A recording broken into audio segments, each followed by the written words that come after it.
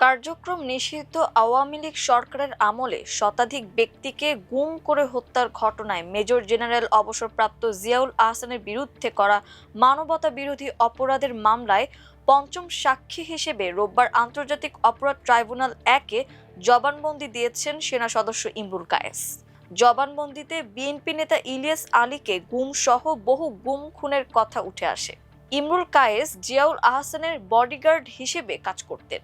সামরিক বাহিনীর পরিভাষায় যাকে বলে রানার। ৪৩ বছর বয়সী ইমরুল কায়েস আজ রবিবার সাক্ষীর জবানবন্দিতে জিয়াউল আহসানের বডিগার্ড হিসেবে তার নিয়োগের প্রক্রিয়া বর্ণনা করে বলেন, স্যারের সাথে আমি বিভিন্ন জায়গায় যেমন Jaflong border, DGFI office, army headquarters, ডিবির প্রধান কার্যালয়ে যেতাম, মাঝে মাঝে সচিবালয়ে যেতাম। এছাড়া স্যার বিভিন্ন ব্যক্তির বাসায় যেতেন। তার মধ্যে মেজর জেনারেল অবসরপ্রাপ্ত তারেক সিদ্দিকীর বাসায় যেতেন। আমিও স্যারের সাথে যেতাম। তারেক সিদ্দিকী স্যারের সাথে জিয়া স্যারের ভালো সম্পর্ক ছিল।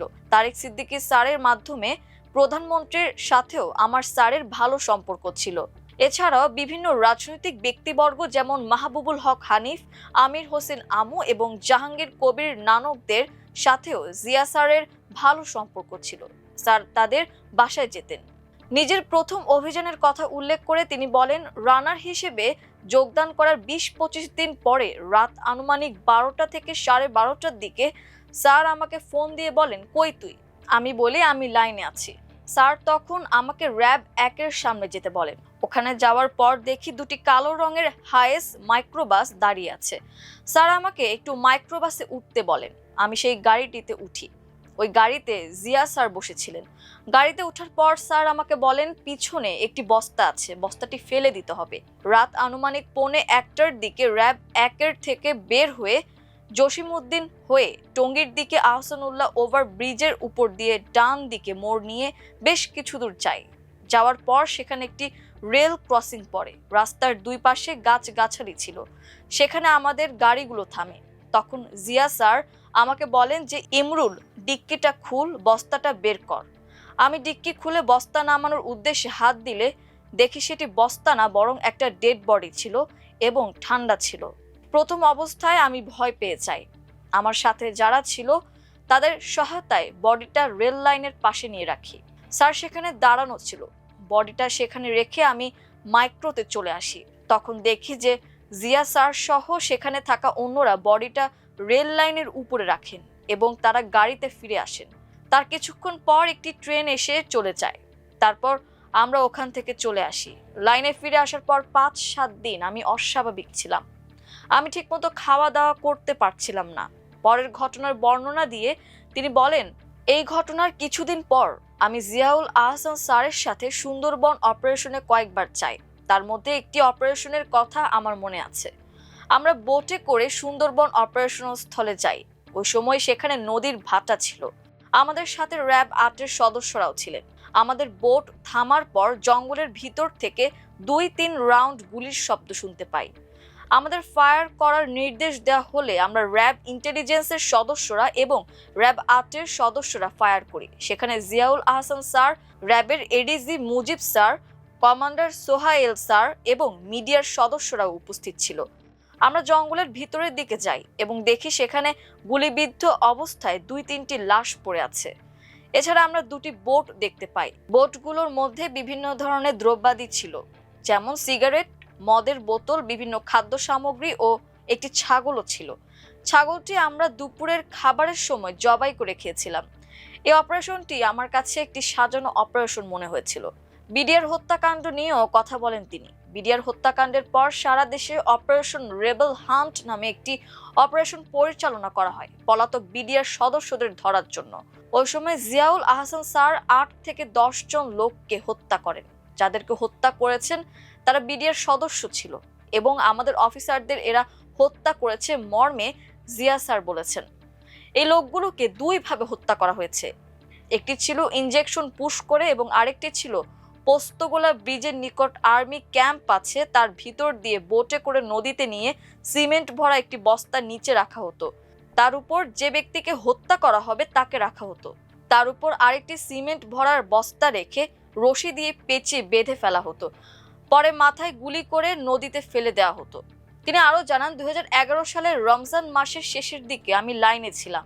জিয়া স্যারের কথায় নর্থ টাওয়ার থেকে সামনে গিয়ে দেখি 4 জন লোককে ক্রস ফায়ার দিয়ে হত্যা করা হয়েছে। এই অপারেশনটা সাজানো ছিল।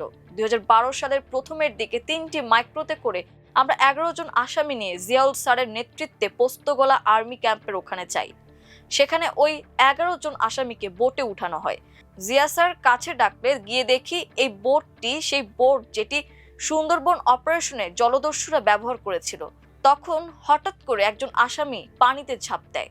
জিয়া স্যার আমাকে বলেন, ইমরুল ধর ধর।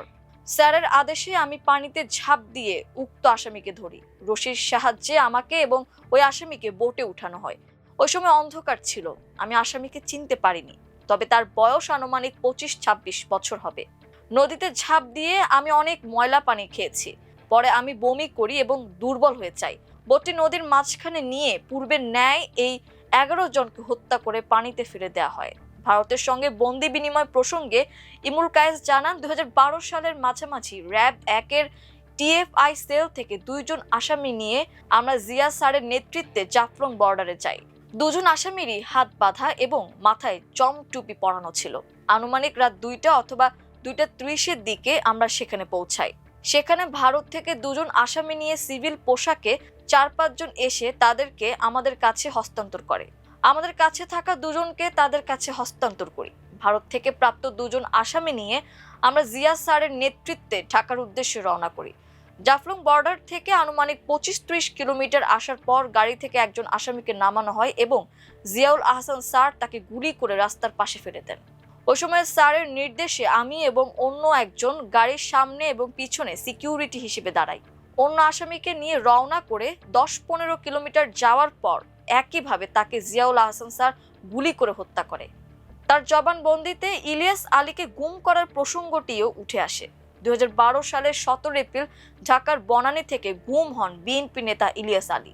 ইমরুল কায়েস বলেন, 2012 সালের সম্ভবত 13 এপ্রিল র্যাব হেডকোয়ার্টার থেকে একটি মাইক্রোবাসে করে জিয়া স্যার এবং major Naushad sir, squadron leader Saif sir সহ আমরা মহাখালী ফ্লাইওভারের নিকট যাই।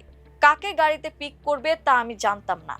জিয়া স্যার গাড়িতে বসে বিভিন্ন জায়গায় ফোন করছিলেন। টার্গেট কখন আসবে তা জানার জন্য ফোন করছিলেন। একটা পর্যায়ে জানা যায় যে টার্গেট আসবে না। পরে সেখান থেকে জিয়া স্যারকে বাসায় নামিয়ে দেই এবং স্যারকে বলে পরের দিন সকালে আমি 9 দিনের ছুটিতে যাই। ছুটিতে থাকা অবস্থায় মিডিয়ার মাধ্যমে আমি জানতে পারি যে ইলিয়াস আলী নামক একজন বিএনপি নেতাকে মহাখালী ওভারব্রিজের ওখান থেকে অপহরণ করা হয়েছে। 9 দিন ছুটি শেষে এপ্রিল মাসের 23 তারিখে আমি আমার কর্মস্থলে যোগদান করি। যোগদানের পর আমি র্যাব হেডকোয়ার্টারে থমথমে পরিবেশ লক্ষ্য করি। অন্যান্য সদস্যদের মাধ্যমে জানতে পারি যে প্রত্যেক অস্ত্রের ইন আউট রেজিস্টার এবং সিসিটিভি ফুটেজ জিয়া স্যার নষ্ট করে ফেলেন। একদিন জিয়া স্যার ফোনে কোনো একজনের সাথে কথা বলছিলেন। ওই সময় স্যারের ফোনে অন্য একটি কল আসলে স্যার বলেন, তুই রাখ, তারেক স্যার ফোন দিয়েছেন। জিয়া স্যার তারেক স্যারের সাথে কথা বলা শুরু করেন। অপর প্রান্তে কি বলেছে আমি জানি না, তবে জিয়া স্যার অভিযোগের সুরে বলছিলেন, স্যার আপনাদের কথা মতো ইলিয়াসকে গল্ফ করলাম, এখন আপনারা এমন করলে হবে?